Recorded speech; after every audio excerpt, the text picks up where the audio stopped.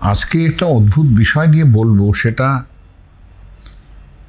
Iran এবং বাকি যাদের সঙ্গে একটা বিশাল যুদ্ধ হয়ে গেল এবং এখানে ইরান যে জনজাতি, তাদের তো অন্তত ৬,০০০ বছর আগের সভ্যতা, যেমনটা আমাদেরও প্রায় তাই, এবং লিঙ্গুইস্টিক্যালি ভাষাগত দিক থেকে পার্সিয়ান ভাষার শব্দের সঙ্গে আমাদের ভাষার যে কত মিল আছে, আপনারা চাইলে আমি সে নিয়ে একটা ভিডিও একদিন করব। বাংলা ডিকশনারির মধ্যেই কত শব্দ আছে যে আপনি যে সন বলেন, কোন সনে জন্ম, কোন সাল, কত তারিখ, এই তারিখ সব শব্দগুলো কিন্তু আরবি ফার্সি শব্দের মধ্যে পড়বে সব। কাজেই আরবি এবং প্রথমত বলবো পার্সিয়ান, যাকে ওরা বলেন ফার্সি, আমরা বলতাম আরবি ফার্সি। যেহেতু ওরা বলতো আরবি ফার্সি, আমরা তাই আরবি ফার্সি বলতাম। ইরান যে জাতিটা লক্ষণীয় হচ্ছে, এরা কিন্তু আর্য, আমরা যাকে আর্য বলি। লক্ষণীয় ব্যাপার হচ্ছে এদের আর্য শব্দটাকে আমরা ত্যাগ করেছি ভারতবর্ষে আসার পরে, শুধু গ্রন্থের মধ্যে আছে আর্য, আর্যপুত্র ইত্যাদি শব্দ। হ্যাঁ, আর্য মানে ভদ্রলোক। এই যে শব্দটা চিন্তা করে দেখুন, যে ইন্দো এরিয়ান, ইন্দো ইরানিয়ান, আমরা ধরলাম এই যে ইন্দো এরিয়ান শব্দটা, এটা আমাদের কাছে খাটে। আর হচ্ছে ইন্দো ইরানিয়ান, যেখান থেকে দুই ভাগে ভাগ হয়েছে আমরা, একটা এরিয়ানসরা এদিকে আর একটা ইরানে চলে যাওয়া।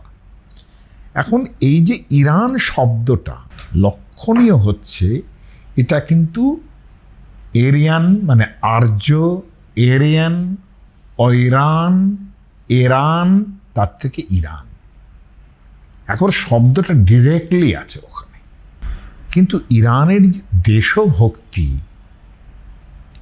এটা নিয়ে যে বিস্তর একটা বিশাল মহাকাব্য রচিত হয়েছে, যেটা লিখেছিলেন ফেরদৌসি।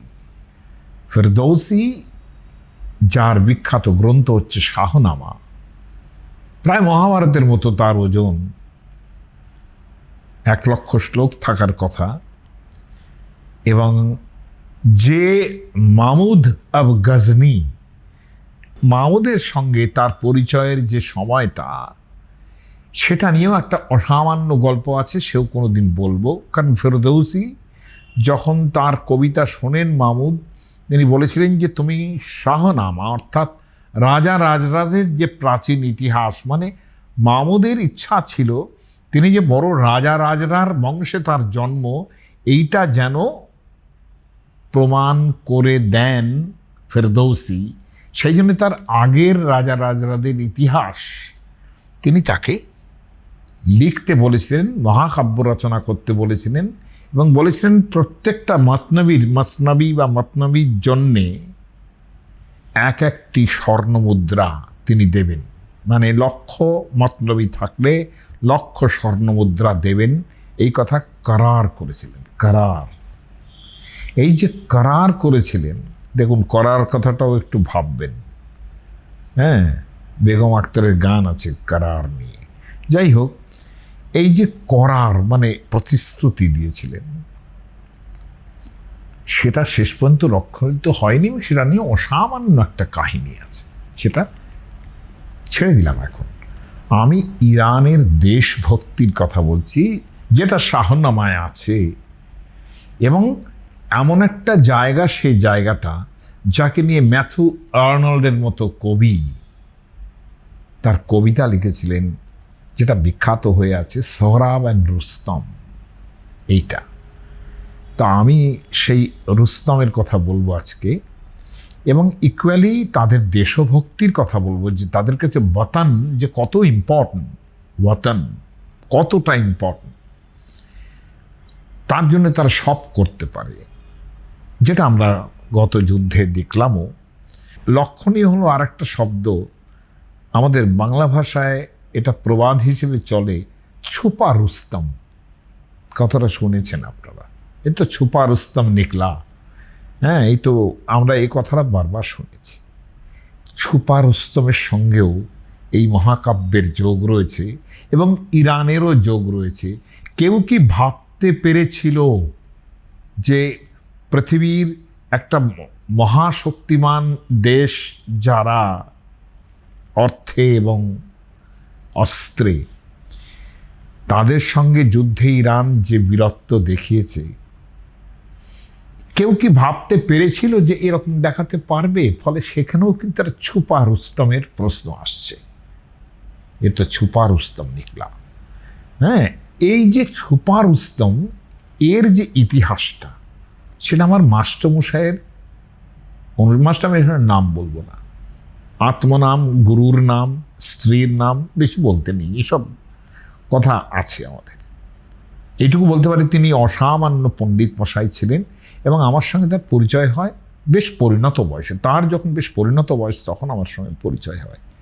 কিন্তু আমি মুগ্ধ হয়ে গেছিলাম যে একজন সংস্কৃতের পণ্ডিত, সারা জীবন বর্ধমান বিশ্ববিদ্যালয়ে পড়িয়েছেন এবং অন্যান্য জায়গাতেও পড়িয়েছেন কিছু, বর্ধমান বিশ্ববিদ্যালয়ে স্থায়ী হয়েছিলেন। কিন্তু তার এই পাণ্ডিত্য, মানে ইকুয়ালি সংস্কৃত এবং পার্সিয়ান ভাষায়, আমি এটা কল্পনাও করতে পারিনি। আমি আর কোনো সংস্কৃত পণ্ডিতকে আমার চোখে পড়েনি এইরকম, যে দুটো ভাষাই একরকম জানেন।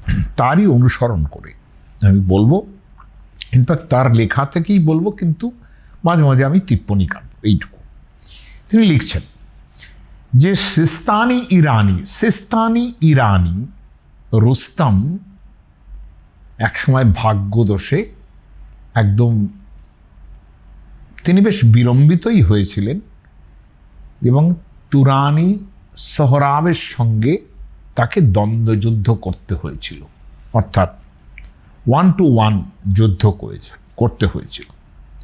এই যে রুস্তম সিস্তানি ইরানি, এটার একটুখানি সামান্য কথা বলি, একটু জিওগ্রাফিক্যাল এরিয়াটা বলে দিই। সিস্তান যাকে বলি আমরা, সেই সিস্তান জায়গাটাকে অনেকে, গ্রিকরা, এরা বলেন সাইথিয়ান। মানে এটা ইতিহাসে কিন্তু আপনারা পাবেন, এবং এমনকি রবীন্দ্রনাথের কবিতায় যে শব্দটা পাবেন, শক হুন্দল পাঠান মোগল এক দেহে হলো লীন, এই যে সাইথিয়ান শক, তালব্য শক ক, এই শকদের কিন্তু খুব ভুলভাবেই পরবর্তীকালে তাদের বলা হয়েছিল একেবারে বিধর্মী ভেবে, কিন্তু শকস্থান আর কি, এখানকার লোকেরা পুরোপুরি এরিয়ান্স ছিলেন পূর্বকালে একেবারেই আর্য জনজাতি। কেননা এরা যেখানে থাকতেন সেই জায়গাটা কোথায়? সিস্তান, শকস্তান, তার থেকে সিজিস্তান হয়েছিল, তার থেকে সিস্তান হয়েছে, এবং সেটা ইরানের যে ইরান এবং আফগানিস্তান এবং পাকিস্তান যেখানে একটা কেন্দ্রবিন্দুতে মিলছে, মোটামুটি সেই জায়গাটা হচ্ছে শকস্তান। আর আফগান এই যে জায়গাটা প্রায় সিন্ধু নদ পর্যন্ত বিস্তৃত ছিল এককালে, সেটা দারায়ুষের মানে বেহুস্তৌন যে প্রস্তর লিপি আর কি, পাহাড়ের গায়ে যে লিপি, রক ইনস্ক্রিপশন, সেখানে কিন্তু গান্ধার রয়েছে, মানে এখনকার কান্দাহার, মানে বালোচ বলুন, বালোচিস্তান, এই সব অঞ্চল কিন্তু তখন এই ইরানের জায়গার মধ্যে আসে, অথবা খানিকটা হলো তুরানের মধ্যেও আসে। তুরান জায়গাটা হচ্ছে তুর্কমেনিস্তান, কাজাকিস্তান, সিরগিস্তান, এই যে জায়গাগুলো, এইখানে বাফার স্টেট হিসেবে সিস্তান কাজ করছে। আমি একটু জিওগ্রাফিক্যাল এরিয়াটা বলছি এই কারণে যে ইরান এবং তুরান মানে তাজিকিস্তান, তারপরে কিরগিস্তান, কাজাকিস্তান, তুর্কমেনিস্তান, এই যে জায়গাগুলো মানে খানিকটা ওই দিকটা একদম আপার অঞ্চলগুলো, এই অঞ্চলেই কিন্তু এইগুলো ছিল। খোরাসান, এই যে জায়গাগুলো, এইখানেই থেকেই কিন্তু আমাদের হুমায়ুন মানে বাবুর প্রথম কিন্তু এই জায়গা, মানে তৈমুরের রক্ত এবং চেঙ্গিস খানের রক্ত কিন্তু এইখান থেকে ঢুকছে।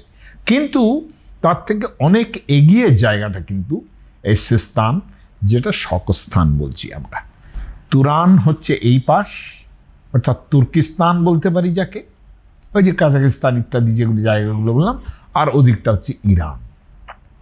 এদের মধ্যে সব সময় মারামারি ছিল, সব সময় যুদ্ধ লেগেই থাকতো, ইরানে আর তুরান, ইরানি আর তুরানি। হ্যাঁ, এই হচ্ছে একবারে নামই হয়ে গেছিল যে ইরানি তুরানি। আর সিস্তান কিন্তু এর মধ্যে সেই একটা বাফার স্টেট, যেখানে রুস্তম ছিলেন, রুস্তমের মতো একজন বীর যোদ্ধা সেখানে ছিলেন, এবং এই রুস্তমের ছেলেই হচ্ছে সোহরাব, যিনি তুরানে জন্মেছিলেন। অথচ বাপ এবং ছেলে দুজনে দুজনকে চিনত না, তাদের মধ্যে লড়াই হবে। এইটাই শাহনামার জায়গা, সেখানে তিনি রসসৃষ্টি করেছেন। রুস্তম ইরানের যে বীর, একবারে দিগ্বিজয়ী বীর, তার নাম শোনেনি এমন কোনো লোক ছিল না সেকালে। সেখানে তিনি কি করেছেন, একদিন অবসর বুঝে মৃগয়া করতে গেছেন। তখনকার দিনের এসব শখ ছিল, একটু মৃগয়া করতে যাওয়া। রাজাদের মধ্যে তো এসব শখ ছিলই। ভারতীয় যে রাজারা ছিলেন, আপ টু জাহাঙ্গীর পর্যন্ত আমরা দেখেছি যে তাদের মৃগয়ার একটা খুব বড় অভ্যেস ছিল। রুস্তম মৃগয়া গেছেন এবং প্রচুর দৌড়েছেন একটা হরিণের পেছন পেছন করতে করতে, খুব খুব টায়ার্ড হয়ে গেছেন, খুব শ্রান্ত হয়ে ঘুমিয়ে পড়েছেন একটা গাছের তলায়, যেটা তুরানের সীমান্তে। এখন ইরানে তুরানে সবসময় যুদ্ধ হচ্ছে, এটা একটা ঘটনাটা ঘটে গেল। তিনি গিয়ে ঘুমিয়ে পড়লেন যেখানে, সে জায়গাটা প্রায় তুরানের মধ্যে পড়ে, মানে তুরানিদের জায়গা। রুস্তম প্রচণ্ড ঘুমাচ্ছেন, মানে প্রচণ্ড পরিশ্রম হয়েছে, এবং সেখানে তার একটা ঘোড়া ছিল, ভীষণ তেজি ঘোড়া, যার নাম হচ্ছে রাক্স। রা বয়শূন্য রয়াকার, কয় হসন্ত। আমরা এর সঙ্গেও তালবস্যও হসন্ত দিতে হবে যদি পার্সিয়ান ভাষায় উচ্চারণ করি। আর রাক্স, হ্যাঁ, সে চড়ে বেড়াচ্ছিল, মালিক ঘুমাচ্ছে। এখন তুরানিরা, তারা তো যুদ্ধবাজ, তারা সবসময় ঘুরছে কোথায় যুদ্ধ করবে। তা তারা সুযোগ বুঝে ওই রাক্স নামক ঘোড়াটিকে চুরি করে নিয়ে গেল।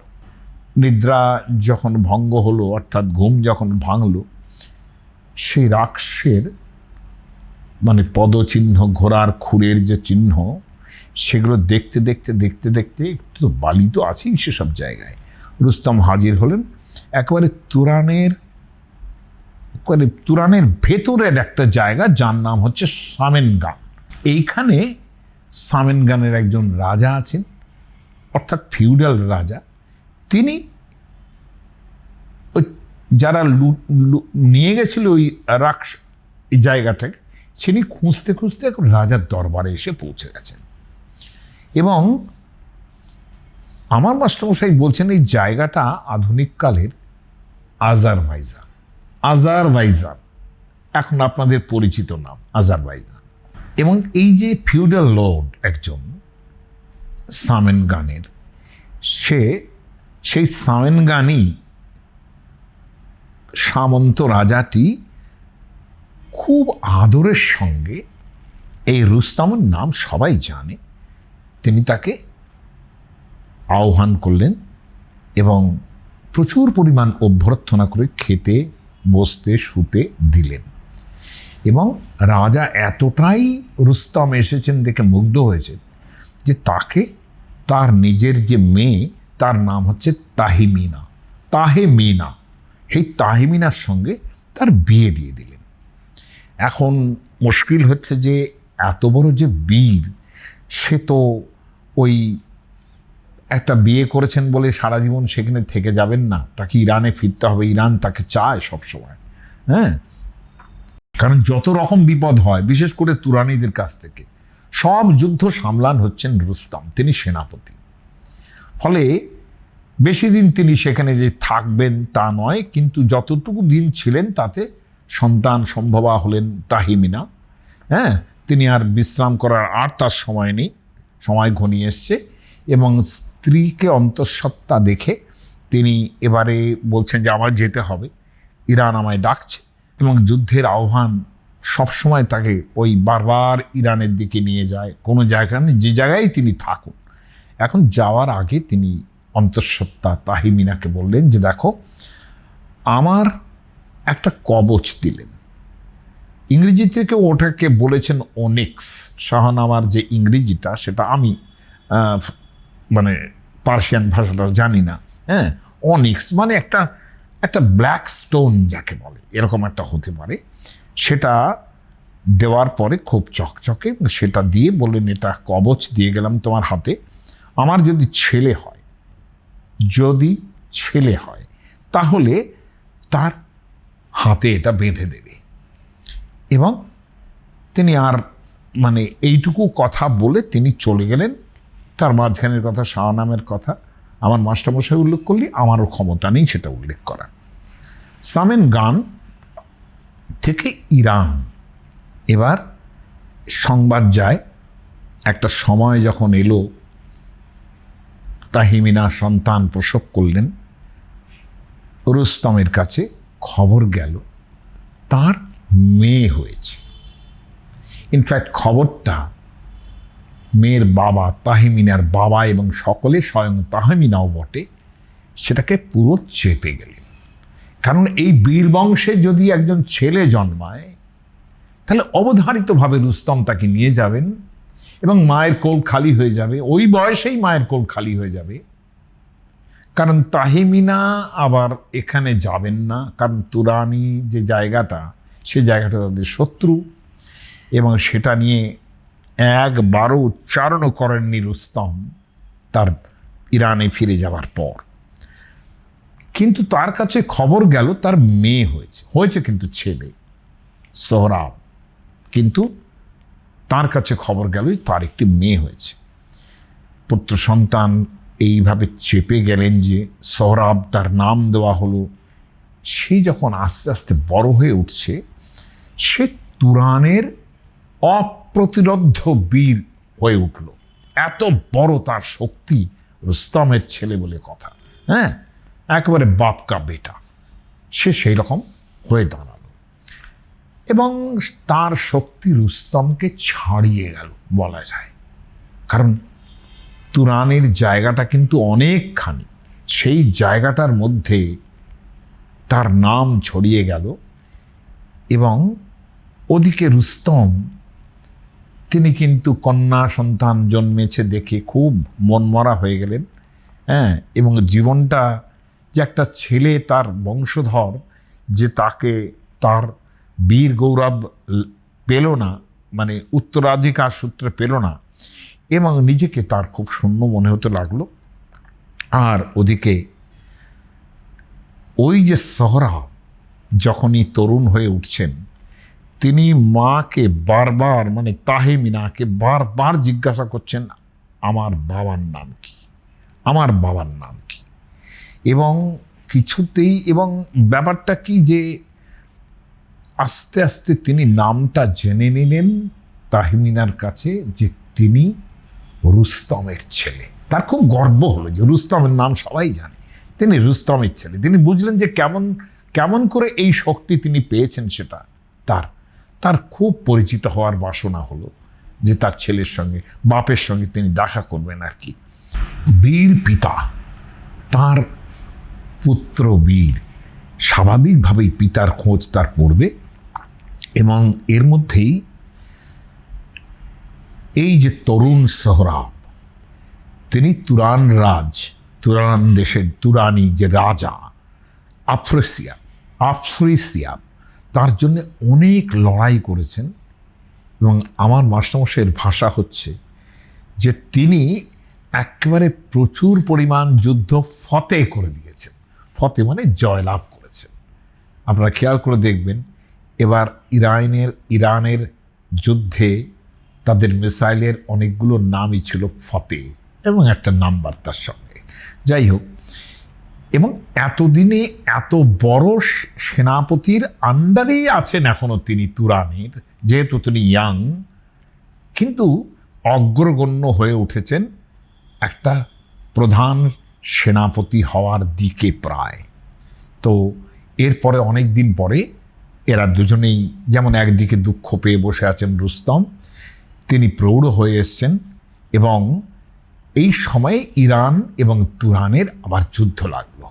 হ্যাঁ, এবং এই যুদ্ধে সোহরাব একটা সৈন্য দলের অধ্যক্ষ হিসেবে আসছেন ইরানের সঙ্গে যুদ্ধ করবেন বলে। কিন্তু পিতা এবং পুত্র তাদের যে সাক্ষাৎ কোনোভাবে হবে তার কোনো কারণই ছিল না, কারণ ততদিনে রুস্তম পরিণত বয়স হয়েছে, তার প্রৌঢ় হয়েছেন। প্রৌঢ় হলে মিলিটারি থেকে ছেড়ে দেয়, এটা আমাদের মানে শুধু ও দেশের নয়, সব দেশের মিলিটারিকেই একটা বয়সে ছেড়ে দিতে হয় সব কিছু। সেরকম হয় আর কি। একেবারে মাথায় যারা থাকেন তাদের হয়তো অনেক বয়স হতে পারে, কিন্তু মিলিটারির নিয়মে একটা সময় ছেড়ে দেয়। নতুন ইরানের যিনি রাজা হয়েছেন তিনি প্রৌঢ়দের, যারা প্রৌঢ় আছে সেনাবাহিনীতে, তাদের অবসর নিতে প্রায় বাধ্যই করেছেন। এটা সৈনিক শিবিরের নিয়ম অনুসারে। তারা শিবিরের কোনো কাছাকাছি থাকেনও না, এবং তাদের অন্তত খানিকটা হারিয়েই যায়। কিন্তু রুস্তম হারাননি, যেহেতু তার এত নাম, যদিও তাকে ছাড়িয়ে দেওয়া হয়েছে। এখন যুদ্ধটা লেগে গেছে, সৈন্য শিবির প্রস্তুত হয়েছে। রাত্রিতে মানে সোহরাব এসছেন, তার চোখে ঘুম নেই, যে এবার তিনি শুনেছেন যে তার যে পিতা রুস্তম, তিনি শুনেছেন যে রুস্তমের যিনি পিতা তিনি থাকছেন জাবুলিস্তান, ওই কাছাকাছি একটা সিস্তানের কাছাকাছি একটা জায়গা, খুব কাছেও নয়, একটু দূরে জাবুল বলে একটা জায়গা ছিল, এখনও তার নাম জাবুলিস্তান আছে। সেইখানে যিনি তার যে মা বাবা, রুস্তম তার নিজের মা বাবাকে সেবা করার জন্যে, বুড়ো বয়সে সেবা করার জন্যে তিনি সেখানে চলে গেছেন, এ খবর তার কাছে এসে গেছে, অনেক দূরে জাবুলের মতো একটা জায়গায়। এবং এইটা শুনেও কিন্তু সোহরাবের মনের মধ্যে একটা আশা জাগলো যে আমি যদি এই যুদ্ধে জয় পাই, কোনোভাবে জয়লাভ করি, তাহলে নিশ্চয়ই আমার বাবা রুস্তম, তিনি তো জানেন না যে রুস্তম তাকে চেনেন না, তার কাছে কোনো খবর নেই যে সোহরাব তার ছেলে। যে এদিকে মনে মনে সোহরাব ভাবছেন যে তিনি যতই এখান থেকে রিটায়ার করে যান না কেন, আমি যুদ্ধ জয় করলে তিনি নিশ্চয়ই তার বিজয়ী পুত্রকে আলিঙ্গন করতে আসবেন, যতই আমি অন্য শিবিরে, শত্রু শিবিরের মানুষ হই না কেন, কারণ তিনি বীর। হ্যাঁ, ম্যাথু আর্নল্ড এখানে ট্রান্সলেশন করেছেন, I seek one man and one alone, Rustam, my father, who I hope should one day greet upon some well-fought field. He is not unworthy, not inglorious son. Unworthy নয়, inglorious নয়, তার মানে glorious and worthy সানকে তিনি নিশ্চয়ই একদিন অভ্যর্থনা করবেন, সমাহ্বান করবেন, আদর করবেন, এটা ভাবছেন সোহরাব। পার্সিয়ানটা আমার পক্ষে উচ্চারণ করা সম্ভব হবে না। দুটি যে জাতি, তাদের যে লড়াই, তাদের একটা প্রতিষ্ঠা, বীরত্বের যে প্রতিষ্ঠা, সেখানে একটাই উপায় আছে, যদি মানে একটা অনেক সৈন্যাধ্যক্ষ আছে, একজন সোহরাব, হ্যাঁ, তাদের মধ্যে যদি অন্যদের সঙ্গে যুদ্ধ হয় তাহলে কিন্তু এমন কোনো কেউই বুঝতে পারবে না যে কে হলো আর কি। কিন্তু সোহরাব ভাবছেন যদি দ্বন্দ্বযুদ্ধ হয়, অর্থাৎ 1 to 1 যদি যুদ্ধ হয়, তাহলে একটাই পথ হচ্ছে ইরানের শ্রেষ্ঠ বীরকে আহ্বান করার দরকার। তুরানিদের পক্ষ থেকে সোহরাবের হয়ে, কারণ সোহরাবকে তারা চেনেন যে সর্বশ্রেষ্ঠ বীর তাদের মধ্যে, চাইতে পারেন তিনি যে ইরানদের সর্বশ্রেষ্ঠ বীরের সঙ্গে তিনি লড়াই করবেন। বস্তুত সোহরাবই এই প্রস্তাব দিয়েছেন যে রুস্তম স্বয়ং যদি আসেন তাহলে একটা তিনি দেখে যাবেন যে পুত্রের বীরত্ব কীরকম তৈরি হয়েছে, তিনি নিশ্চয়ই স্নেহের আলিঙ্গনে তাকে জড়িয়ে ধরবেন, এটা ভাবছেন, এটা ভাবছেন। এবং এইবার সোহরাব প্রস্তুত হচ্ছেন আর কি। রাত্রিবেলা হয়েছে, চাঁদের জ্যোৎস্না মানে জ্যোৎস্নায় উজ্জ্বল হয়েছে তার মুখ। এখন আমার মাস্টারমশাই লিখছেন, হায় অভিশপ্ত পুত্র, সে তো জানে না পিতা রুস্তম, তিনি জানেন তিনি কন্যার পিতা। তার এই বিশ্বাস নিয়েই তিনি বহুদিন ধরে নির্বিকার হয়ে বসে আছেন। এবং প্রথম যৌবনে রুস্তমের মনে যে একটা যোগ্য উত্তরাধিকারীর ইচ্ছা ছিল, সেটাও এখন প্রায় স্থিমিত হয়ে গেছে। তিনি আর আশা টাশা কিছু রাখেন না। হ্যাঁ, রুস্তম কেন, তার রাজ্যে কেউ রুস্তমের কথা জানে না। তিনি কোনোদিন বলেননি তাহমিনার সঙ্গে আমার বিয়ে হয়েছে, আমার ওখানে সন্তান সন্ততি আছে, কোনোদিন বলেননি। কিন্তু দুজন তো সেটা জানে, তাহমিনা এবং সোহরাব।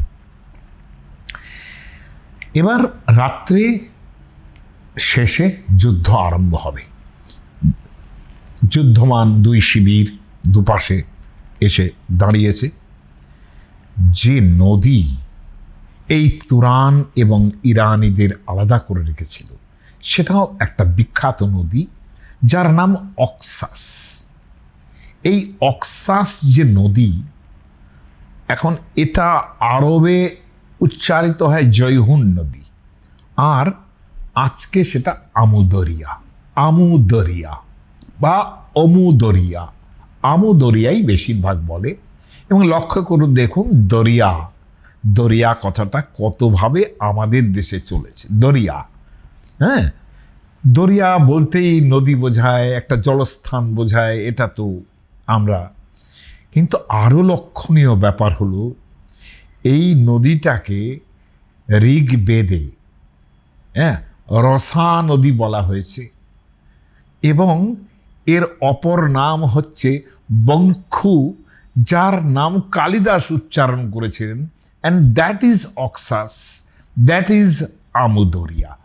রঘুর দিগ্বিজয় কল্পে এই বঙ্খু নদীর উল্লেখ করেছেন, সংযুক্ত ক, বংশু এই উচ্চারণ করা উচিত।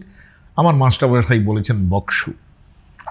যাই হোক, এই যে আমুদরিয়া, এটা ওই পামির মালভূমি বলি আমরা, পামির অঞ্চল থেকে একদম বহমান হয়ে এসে এই ইরান, তুরান, ওদিকে রাশিয়ারও খানিকটা, মানে যখন সোভিয়েত রাশিয়া ছিল তার খানিকটা ভেদ করে একেবারে পামির থেকেই, সেখান থেকে ভেদ করে একেবারে এসে আরাল লেক বলে একটা আছে, সেই অরাল কিংবা আরাল লেকে গিয়ে পড়েছে।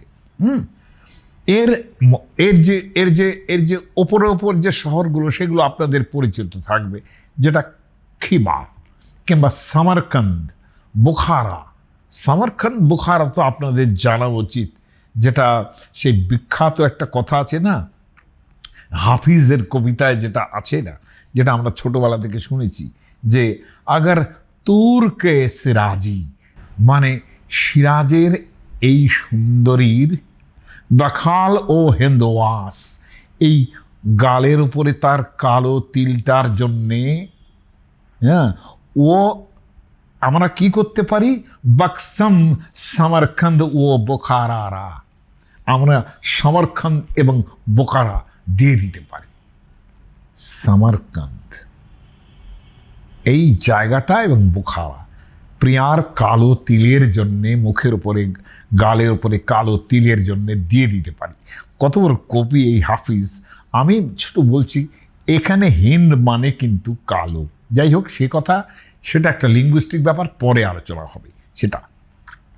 এখন এই যে জায়গাটা বললাম যে আমুদরিয়ার ওপরে কিন্তু এই সামারকান্দ, বোখারা এইসব অঞ্চল ছিল, এবং যেটা বাবরের অত্যন্ত প্রিয় জায়গা ছিল। হ্যাঁ, যেটা শুনেছি আমরা। এখন এই আমুদরিয়া কিন্তু শাহনামায় একটা এমন একটা নদী যার নাম বলা হয়েছে মাওরান নাহার বলে একটা জায়গা, এবং এর অদ্ভুত একটা শব্দ যেটার মানে হচ্ছে অ্যাক্রস দ্য রিভার, মাওরান নাহার। এখানে এটা আরবি শব্দ, কিন্তু নদীর তীর। এই নদীর তীরটা এখানে কিন্তু একটা সিম্বল হয়ে উঠেছে, যেখানে যুদ্ধটা হচ্ছে আর কি। এবং রাজ্যের পশ্চিম প্রান্ত সামেনগান এবং তার তার যে সামন্ত রাজা, তার দৌহিত্র, তিনি এই মাওরান নহরে দাঁড়িয়ে স্বপ্ন দেখছেন সোহরাব, তার পিতা তাকে স্নেহের আলিঙ্গনে জড়িয়ে ধরবেন, এই দেখছেন। আর রাত্রির অন্ধকার, বারবার তিনি ভাবছেন এই কথা, কখন রুস্তম আসবেন। রাত্রির অন্ধকার ক্রমশ অস্পষ্ট হয়ে উঠছে, শব্দ হচ্ছে চারদিকে পাখির, এবং শাহনামায় যেরকম আছে, হ্যাঁ, এবং ওই আমুদরিয়া নদীর যে জলস্রোত আড়াল লেকের দিকে বারবার বইছে। এই বারবার বইছে কথাটা আর একবার উচ্চারিত হবে, যার জন্য এখানে আপনাদের স্মরণ করিয়ে রাখলাম। সেই জল তরঙ্গের চূড়ায় চূড়ায়, হ্যাঁ, একটা নিষ্ঠুর নিয়তি কিন্তু অপেক্ষা করছে। শাহনামা লিখছেন, এবং সে জানে না কোনটা এত ভয়ঙ্কর। অস্পষ্ট অন্ধকার সকাল হচ্ছে, ইরান শিবির তার অদূর, খুব দূরে নয়। রুস্তম এসেছেন, যুদ্ধের গন্ধ পেয়েছেন, প্রৌঢ় হয়েছেন, বাপ মার দেখাশোনা করছিলেন, বিরাট যুদ্ধ লেগেছে, তিনি থাকতে পারেননি, যুদ্ধের তামাশা দেখার জন্যে চলে এসছেন। আর যুদ্ধের তামাশা যে দেখতো লোকে, সেটা তো আমাদের মনুসংহিতাতেও আছে। মনুসংহিতা বলছে যে রাজারা যেন সেই সব দিকে যখন পরস্পরের যুদ্ধ হচ্ছে, সৈন্য সেনাবাহিনী যেন এমন লোকের দিকে কোনো অস্ত্র ত্যাগ না করে যে লোক দাঁড়িয়ে আছে, যে লোকের কেশ ও রাশি খোলা আছে, হ্যাঁ, তখনকার দিনের বাবরি চুল রাখতো, হ্যাঁ, খোলা আছে, যে বেনি করেনি। হ্যাঁ, বেনি তো করতে হতো, পুরুষদেরও করতে হতো, চুল আটকাতে হতো, না হলে পঞ্চনদীর তীরে বেনি পাকাইয়া সেরে এই কথাটাও হতো না। যাই হোক, কিন্তু যারা যুদ্ধদর্শী, তাদের দিকে যেন একটি বাণ কিংবা কোনো অস্ত্র না যায়, মনুসংহিতার মতো, মহাভারতের মতো জায়গা সেটা সাবধান করেছে। রুস্তম যুদ্ধ দেখতে এসছেন, যুদ্ধের তামাশা দেখতে এসছেন, কিরম যুদ্ধ করে, তার পরবর্তী লোকেরা কিরম যুদ্ধ করে দেখার জন্য এসছেন আর কি। সোহরাব রেডি হচ্ছেন ওদিকে, এবং যদি যুদ্ধ হয় তার মনস্কামনা পূর্ণ হবে, আর যদি মৃত্যু হয় তাহলে তো কোনো ক্ষতি নেই। তিনি বলছেন, আয় খোদা, মৃতের তো কোনো কামনা বাসনা থাকে না, কাজেই চিন্তা কি, মরে গেলে কোনো চিন্তা নেই, কিন্তু বেঁচে থাকলে। ইরানি এবং তুরানি সৈন্যেরা একেবারে বর্ষার ফলকে আকাশ ছেয়ে ফেলেছে, প্রচুর ঘোড়ার শব্দ শোনা যাচ্ছে, মানে হাওয়ায় ধুলো উঠছে ঘোড়ার খুঁড়ে খুঁড়ে আর কি, হ্যাঁ। এবং সেখানে রেডি হয়েছে যারা তুরানের দিকে, উজবেকিস্তান, উজবেকি সৈন্য, খোরাসানি এবং তুর্কমেনিস্তান, সেখানকার সৈন্যরা। আর এদিকে ইরানের দিকে সিস্তানি, সিরাজি, তাবরিজি। জালালউদ্দিন তাবরিজি তো আমাদের ইন্ডিয়াতে ছিলেন, তিনি তাবরিজ দেশের লোক, এদেশে এসেছিলেন। এবং আর একটা শব্দ যেটা এই লাস্ট আপনারা শুনেছেন, যেখানে লাস্ট মিসাইলটা পড়ল শত্রুপক্ষের, সেটা হলো ইস্পাহানি। তারাও রয়েছেন, হ্যাঁ, তারা প্রস্তুত হয়ে আছেন কখন মৃত্যুবরণ করবেন। এইরমভাবেই তারা যুদ্ধ করেন ইরানিরা। এবং তুরানির সর্বাধিনায়ক যিনি তুরানির, তিনি হচ্ছেন পেরানবিলা। তিনি একটু এগিয়ে এলেন ওই সোহরাবের কথা ভেবেই। সোহরাবই প্রস্তাব দিয়েছেন, তুরানিদের দিকে ইঙ্গিত করলেন যে তোমরা একটু থামো, এক্ষুনি ঘোষণা যুদ্ধ করছি না, একটু দাঁড়াও। তিনি ইরানের সেনাপতিকে ডাকলেন, ফেরুদ তার নাম, ফেরুদ। তখনকার দিনে এটা ছিল, এটা আমরা মহাভারতের যুদ্ধেও দেখেছি। মহাভারতের যুদ্ধে তো দুই সৈন্য দলের মাঝখানে 2.5 ঘন্টা গীতা পাঠ হয়ে গেল, তাই না? কাজেই ভগবদ্গীতা বলছেন কৃষ্ণ অর্জুনকে, এইসব ধৈর্য টর্য তাদের ছিল। দেখা মাত্রই মারিয়ে দিলাম, এখনকার মতো গুন্ডাগর্দি এরকম ছিল না। ফেরুদকে ডেকে বললেন, ফেরুদ ইরানের সেনাপতি তাকে ডাকলেন, বললেন শোনো, আজকে রাত্রির মতো আমাদের সন্ধি হোক, কাল সকালবেলা তোমরা একটা যোগ্য বীর নির্বাচন করো, হ্যাঁ, তার সঙ্গে একেবারে 1-to-1 যুদ্ধ করবে আমাদের সোহরাব। শুধু শুধু সৈন্য ব্যয় করে দরকার নেই, যে জিতবে তার জয় হলো, ফলে তোমরা মাথা নত করবে। আমরা যদি জিতি, আমরা যদি হারি, তো আমরা মাথা নত করব। এটা হোক। শুধু শুধু সৈন্য, আসলে ইচ্ছা করেই এটা বলা হলো, সোহরাব ইচ্ছা করেছেন এটা। তারপর তুমুল উল্লাস হলো তুরানীদের, কিন্তু ইরান শিবির একটু চুপ করে গেল, কারণ তাদের যে বিখ্যাত যুদ্ধবাজ যিনি বীর মহাবীর রুস্তমকে রিটায়ার হতে হয়েছে, তারা চেপে গেল একটুখানি, কিন্তু প্রস্তাবটা ফেরাতে পারল না। তারপর তারা যেহেতু রুস্তম যুদ্ধের তামাশা দেখতে এসেছিলেন, তো অনেক চেষ্টা চরিত্র করে তারা রুস্তমকেই, প্রৌঢ় রুস্তমকে রাজি করালেন যে আপনি যুদ্ধ করুন। তখন রুস্তম একটা শর্ত দিলেন, কারণ সোহরাবের কথা তিনি শুনেছেন, কিন্তু he doesn't know that he is his son.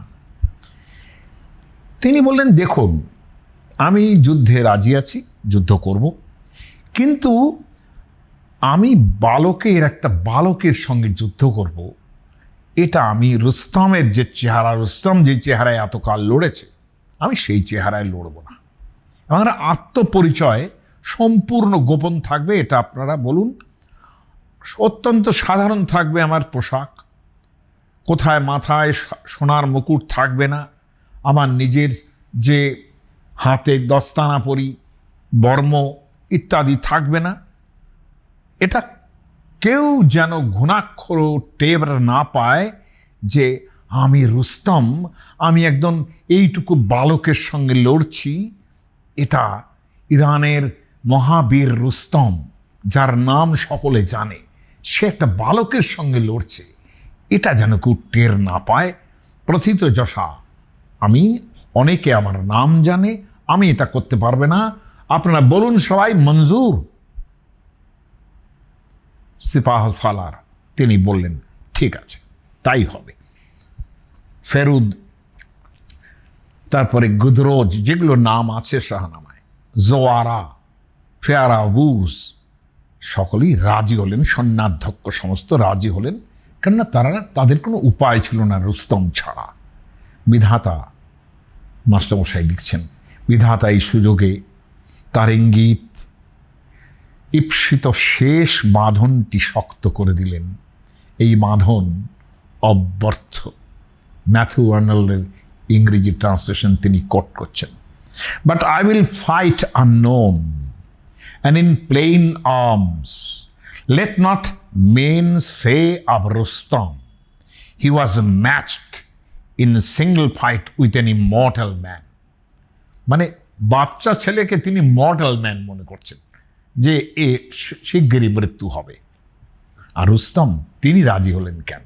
এটাও তো একটা প্রশ্ন। চিরকাল তিনি ইরানের ইজ্জত রক্ষা করেছেন, চিরকাল। যখনই দরকার পড়েছে ইরান, এইখানে আমার রেফারেন্সটা, the past is a reference. এই যে যুদ্ধটা হয়ে গেল, ইরানের ইজ্জত তিনি রক্ষা করে এসেছেন। রুস্তমের পক্ষে এই সময়ে, দেশের এই বিপদে, তার পক্ষে নিশ্চেষ্ট উদাসীন হয়ে বসে থাকা সম্ভব নয়। এই জন্যই তিনি মেনে নিলেন যে ঠিক আছে, এই অসম একটা লড়াই হবে এবং এটা হোক, কিন্তু দেশের জন্যে। রুস্তমের যে ভাবনা, সেটা হচ্ছে বতন, সবার আগে। আমার মাস্টারমশাই কোট করেছেন শাহনামা থেকে, চু ইরান নবাসদ তন ই মন। আপনারা তন মন এইসব ধন এইসব শব্দ কিন্তু বাংলাতেও চলে। চু ইরান ইরান ইরান না বাসাদ তন ইমন মাবাদ, মানেটা হচ্ছে যদি ইরানের অস্তিত্ব না থাকে তবে আমার এই দেহ যেন না থাকে। আপনারা লক্ষ্য করেছেন নিশ্চয়ই যে খামনাই যখন মারা গেলেন, তার শাহাদাত হলো যখন, কি বিশাল জনস্থল জনমানুষ তার জন্যে উপস্থিত হয়েছিলেন। এই যুদ্ধ তাদের পক্ষে অনুকূলে শেষ হয়েছে বলে কি পরিমাণ মানুষ রাস্তায়, মেয়েরা থেকে আরম্ভ করে বুড়ো বুড়ি তারা সবাই রাস্তায় নেমেছিলেন। সেই ছবি যদি আপনারা দেখে থাকেন, না হলে দেখবেন দরকার হলে। রুস্তম বলছেন কেসার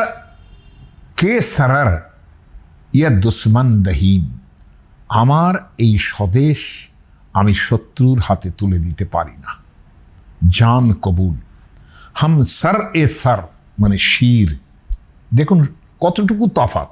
শির আমরা বলি, উনি দন্তস্ব দিয়ে বলছেন হাম সর এ সর তন বকুস্তন দহিম, তার আগে এই যুদ্ধে আমি লড়াই করছি বতন আমার দেশভক্তির জন্যে, যদি আমি না করি আমার গোটা মাথা যেন দেহ থেকে কেটে ফেলে আমি যেন আত্মঘাতী হতে পারি।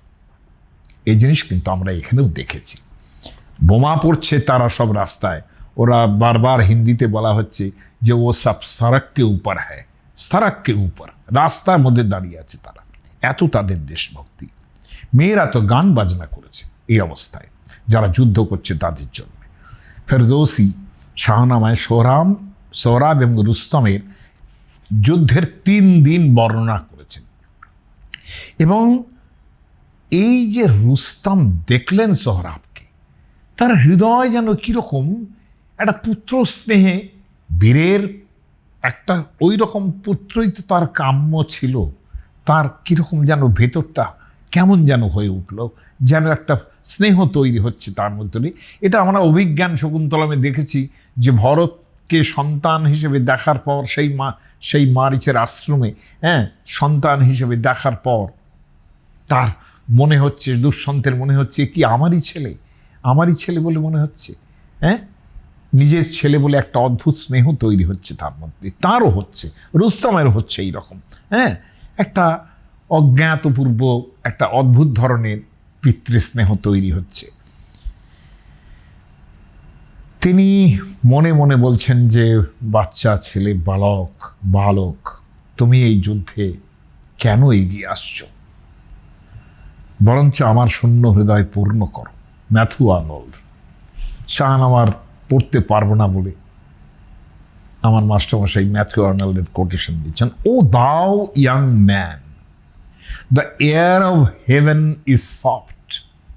স্বর্গের যে হাওয়া বাতাস অনেক নরম, অনেক কোমল, and warm and pleasant, but the grave is cold. Heaven's air is better than the cold, dead grave. কবরের ঠান্ডার থেকে স্বর্গের হাওয়া, গরম হাওয়া অনেক ভালো। পুত্রের দিক থেকেও একটা জিজ্ঞাসা তৈরি হচ্ছে, তুমি কি রুস্তম নও? মনে মনে তো হচ্ছে।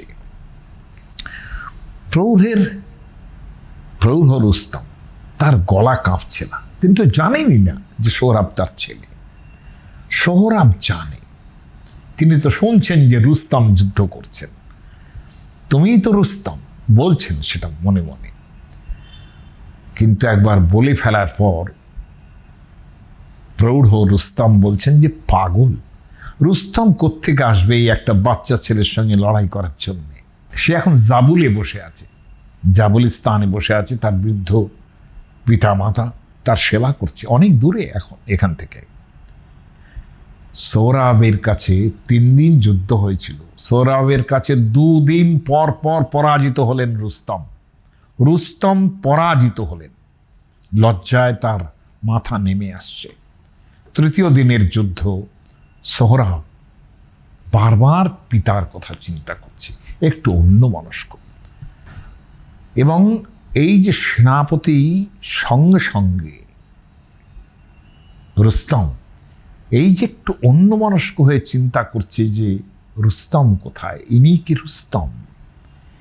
এই অন্যমনস্কতার মধ্যেই হঠাৎ চেঁচিয়ে উঠলেন রুস্তম, তুমি যাকে চেয়েছ আমি সেই, বাচ্চা ছেলে, বেটা আমি সেই, তুমি আত্মরক্ষা করো। সোহরাব এই কথাটা শুনে না এক মুহূর্তের জন্য তার সমস্ত পৃথিবী অন্ধকার হয়ে গেল এবং তিনি অসতর্ক হয়ে গেলেন। সবক तीग ए तीज अजमियान बरकशीद बर पूरे बिदार दिल बरदबीद। রুস্তম একেবারে বিদ্যুৎ গতিতে তার শানিত যে তরবারিখানা সেটা পুত্রের দিকে একেবারে দৃষ্টি দেখি তার বুকে বিধিয়ে দিলেন। তার হৃৎপিণ্ড বিদীর্ণ হয়ে গেল। এই অবস্থায় মুমূর্ষু বালক মারা যাচ্ছে। বালক সোহরাব অর্থাৎ যুবক সোহরাব, বাবার কাছে তিনি বালকই বটে। তিনি বলছেন তোমার উদ্ধার নেই কোনো, তুমি যেখানেই আত্মগোপন করো। কি অসামান্য শাহানামার এই ভাষাটা, তোমার উদ্ধার নেই। আমরা তো শুনেই ভাবছি যে তুমি নরকেও তোমার স্থান হবে না, এরকম একটা ভাবছি, তাই না? তোমার উদ্ধার নেই, তুমি যেখানেই আত্মগোপন করে থাকো, নক্ষত্রের সেই সুদূর লোক হোক অথবা সমুদ্রের তরল অন্ধকার হোক, আমার পিতা রুস্তম এই অন্যায় হত্যার প্রতিশোধ নেবেন। ওদিক থেকে রুস্তম উত্তর দিলেন, রুস্তমের তো পুত্র নেই, সে তো এক কন্যার পিতা। মুমূর্ষ অবস্থায় সোহরাব বলছেন, না, কখনো না। এই দেখো তার নামাঙ্কিত যে কবচ, সেই অনিক্স ব্ল্যাক স্টোন আমার হাতে বাঁধা আছে। আস্তে আস্তে সব অন্ধকার হয়ে আসছে। রুস্তমের চোখে অন্ধকার, সোহরাবের চোখে মৃত্যুর অন্ধকার, মানুষের হাহাকার। ম্যাথু আর্নল্ড ট্রান্সলেশন করছেন, বাট দ্য ম্যাজেস্টিক রিভার, সেই মাওরান নাহার বলেছিলাম না, অ্যাক্রস দ্য রিভার, নদীর তীর, but the majestic river Amu Darya floated on. Out of the mist and hum of that low land into the frosty starlight, and there moved rejoicing. এই পর্যন্ত Sohrab Rustam, Iran Rustam.